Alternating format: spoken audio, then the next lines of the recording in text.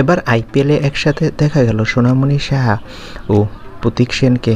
তাদের প্রেমের খবর সত্যি হলো। বিস্তারিত জানতে ভিডিওটি দেখুন আর আমাদের চ্যানেলে নতুন হলে সাবস্ক্রাইব করুন।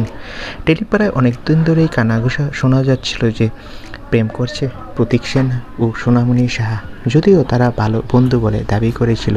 তবে কলকাতা আর মুম্বাই ম্যাচে এবার দেখা গেল সোনামণি সাহা ও প্রতীক সেনকে।